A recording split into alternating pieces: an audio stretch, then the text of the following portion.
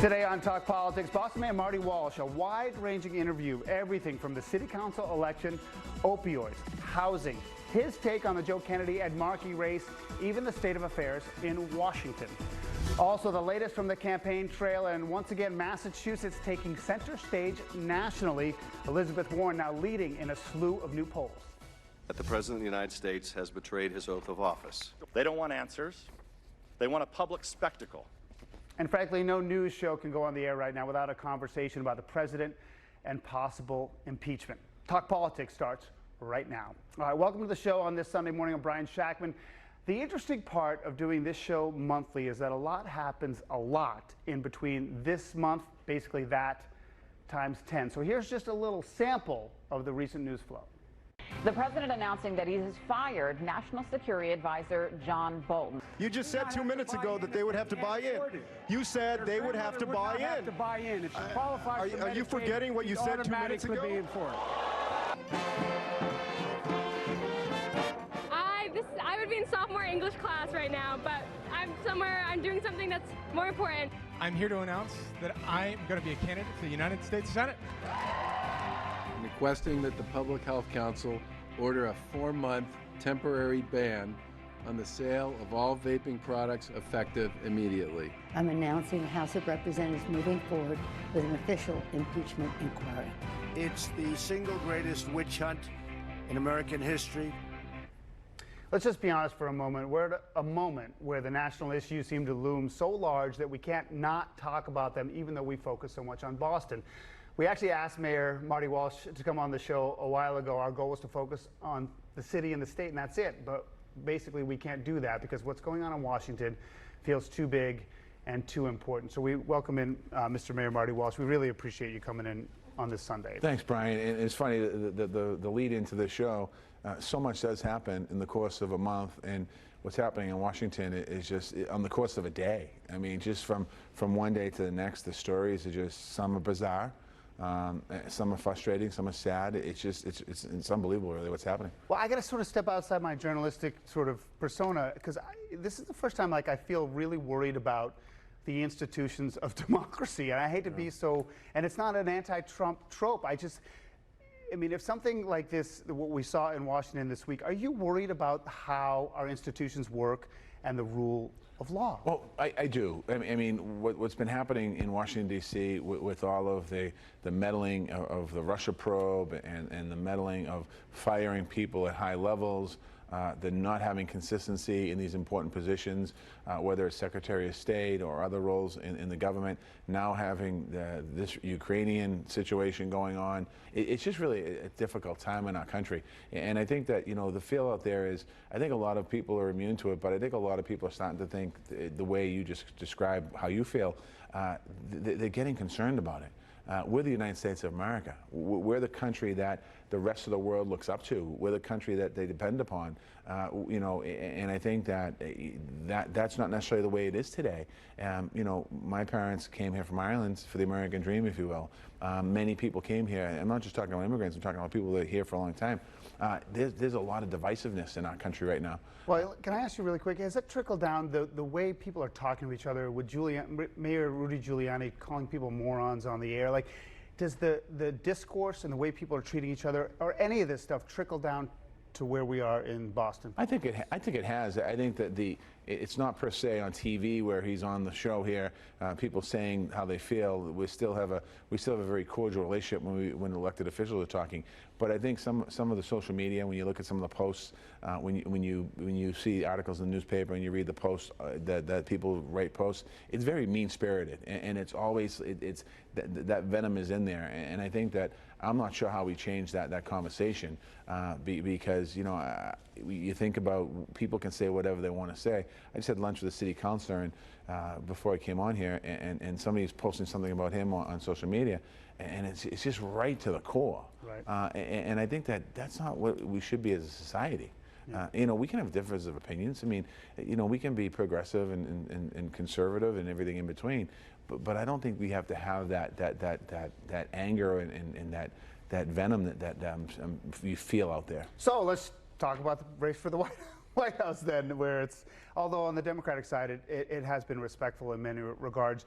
You're close, there's no secret, with Joe Biden. And you know, he supported you in a number of efforts. He was back in the city in the last 12 months to be with you. Have you come out and endorsed him or no? No, I haven't come out and done anything yet in that race. Why not? I'm just still kind of waiting for the race. I mean, there's great candidates running. I know many of them personally. I know certainly Joe Biden personally. I know Elizabeth Warren personally, Mayor Pete, and some other folks. I just hope that and so far they've done it, is keep the conversation above board. There has been, the last couple of debates, it's gotten a little contentious a little bit at certain moments, and that's okay in a debate. But I think that the goal has to be that the Democrats, at the end of this, we need to put a candidate up that can beat Donald Trump and that can take him on. I mean, it's going to be a nasty race. You can already see Trump. He's taking shots at Joe Biden now and trying to knock Joe Biden out of the box. He doesn't want him in the final. He's been taking shots at Elizabeth Warren. He doesn't want Warren. He kind of seems to be focused on those two right now. If somebody else kind of peeks through the crack or comes up a little bit, he'll go after them. And it's really unfortunate. It's amazing because he's, not to go back, I want to go back to the president for a minute. He's the president of the United States of America, and he's acting like a child that's spoiled and has no manners at all. And it's very unfortunate. This is the man who leads our country. And there are so many folks that listen to what he has to say, and they think he's right. And I don't know what world people are living in when they're watching what he says on TV and just blatantly lies and blatantly doesn't go to move the country forward. He talks about his slogans, "Make America Great Again." I actually don't think he cares about America. He cares about himself, according to a lot of his critics. It's interesting that he goes after Biden because a lot of people have told me that he wants to run against Elizabeth Warren because he thinks with the Wall Street money and the corporate influence that it's against Warren that will really help him, whether that's the case or not. But I want to ask you about Warren because if she's on the ticket and wins, whether president or vice president, there's an open Senate seat. It's going to spark a whole new race here, another second Senate race. And would you be involved in it? I don't know yet. I mean, it's too early to You've intimated interest in this stuff, though? It's far too early. I mean, I just think that there's a lot of conversations that have to happen. I think that, you know, if anyone's thinking about being a senator, running for Senator Warren's seat, you need to get involved in the presidential election. And if you think that, you know, you have to get active here, these are dominoes that fall, and they don't fall unless a lot of hard work happens before any of this stuff happens. Stick around because we're going to go really local. We want to talk about the climate strike, opioids, vaping bans, so much going on in and around Boston. Also, a little bit later in the show, Sue O'Connell and Allison King join the conversation to break down the incredible rise of Elizabeth Warren in her bid for the Democratic presidential nomination. In the preliminary Boston City Council vote, turnout was low, 11%, less than 150,000 votes. But the results, a new high for diversity, especially the representation of women. The November election will feature at least 13 women vying with 8 men for 13 seats. Now, the top vote getter yesterday for the 4 at-large seats was Councillor Michelle Wu with nearly 20%. Keep in mind, the Boston City Council had just one female member as recently as 2013. We're back with Mayor Marty Walsh. Pretty stunning. Is that more about sort of the emergence of women, or the city is now better represented on the city council than it ever has? I think it's both. I think that when you think about Boston, 52% of the households in our city are led by women. And I think a lot more women have gotten into politics, which is a good thing. And I think that women aren't sitting back and waiting to be told what to do in the sense of politics. When I say that, they're actually out there running and being active. Michelle Wu did very well. I talked to her the other night on the ballot. You know, she's been on the council now for a few terms. Anissa Sabi-George, she's going for a second term in the council.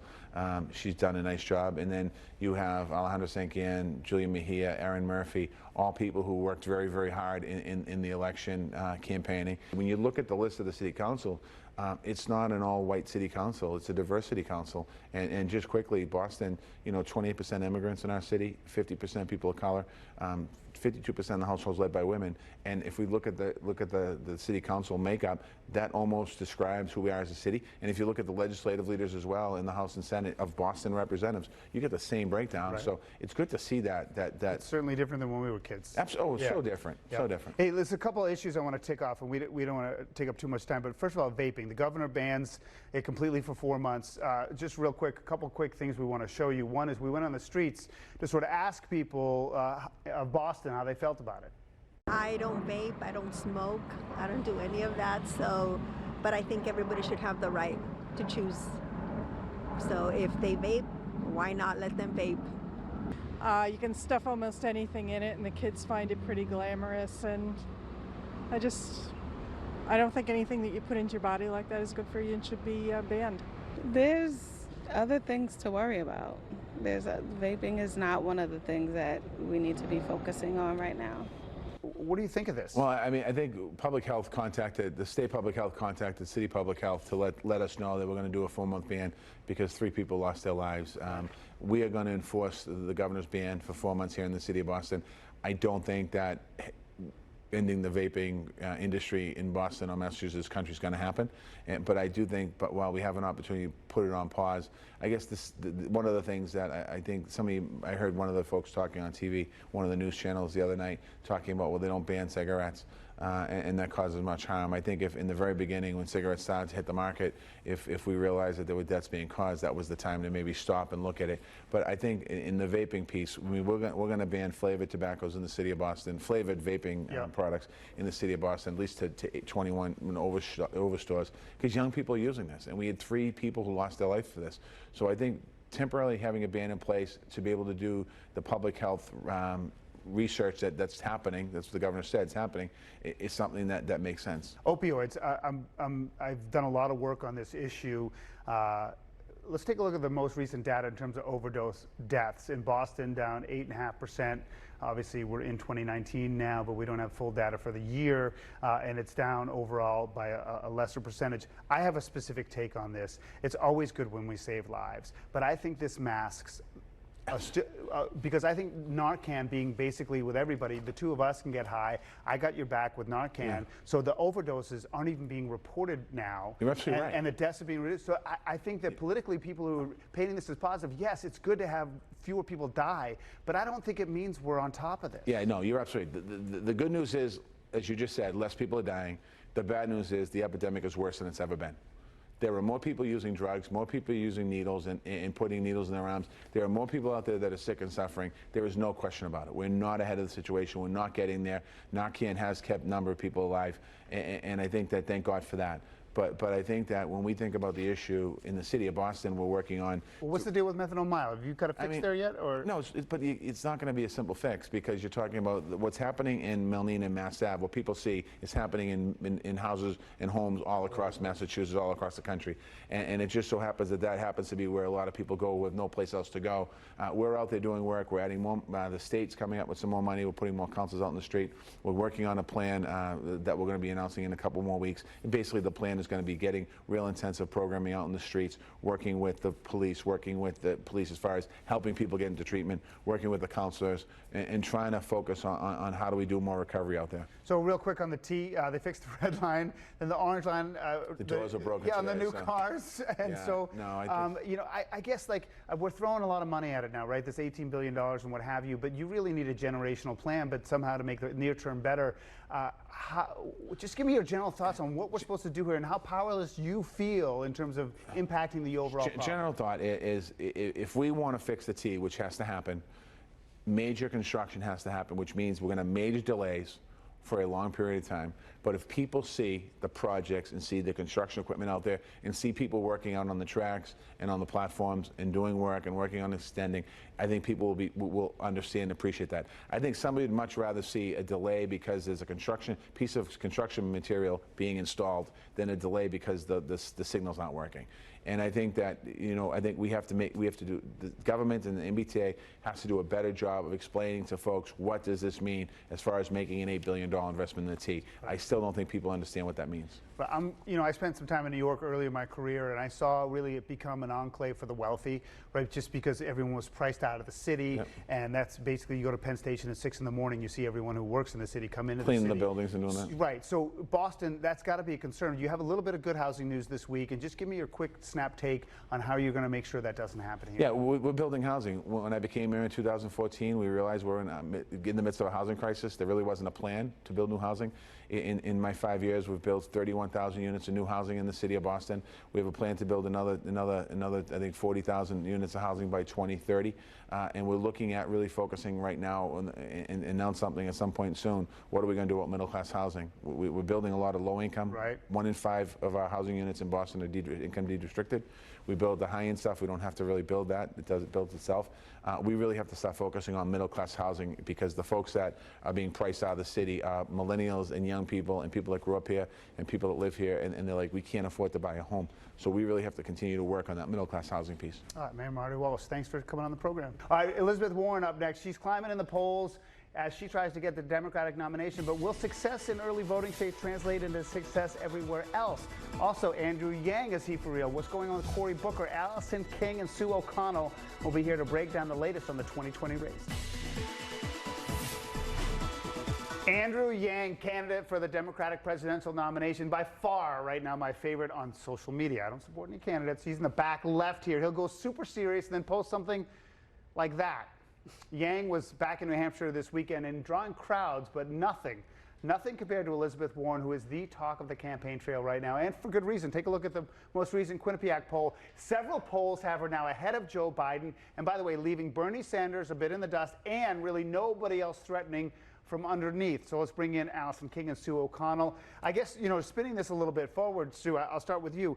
Is she peaking too early? Well, it's not like she's got huge numbers. She is actually sort of like the little choo-choo train that can. The little choo-choo train. You know, people were talking earlier about how she wasn't in New Hampshire enough, or she wasn't doing well in the polls, or she wasn't raising any money.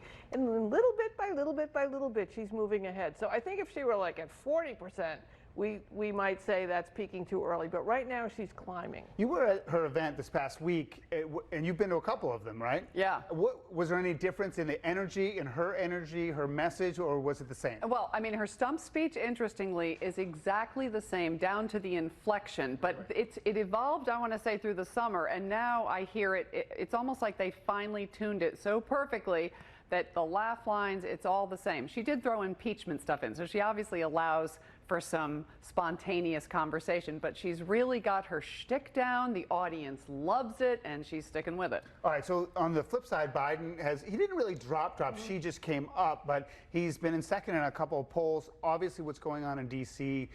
Is a huge issue. Do you think all of this in D.C. is negatively impacting him? I've been thinking a lot about this, and I've been listening to Joe Biden. We've talked a lot about, and lots of folks are talking about, when Joe is sort of speaking out there, you don't know what he's going to say, what flub is Uncle Joe going to make, but when he has been addressing this issue regarding his son and being vice president, he has sounded, to me, at least to my ear, presidential. Like he is approaching this from a very matter-of-fact, law and order standpoint. And I think that this may actually, considering that the issue was investigated and there was no wrongdoing found, I think this is actually an opportunity for Biden to seem presidential. Yeah, I would agree. I mean, I think that you're going to see a Warren Biden, throw in Bernie maybe, you know, at some point. But mainly, I think those two inching along for a couple few months maybe. Well, that's really interesting because I want to talk about, you know, Cory Booker. You were at Politics and Eggs this week. Andrew Yang, I've been with him a couple of times.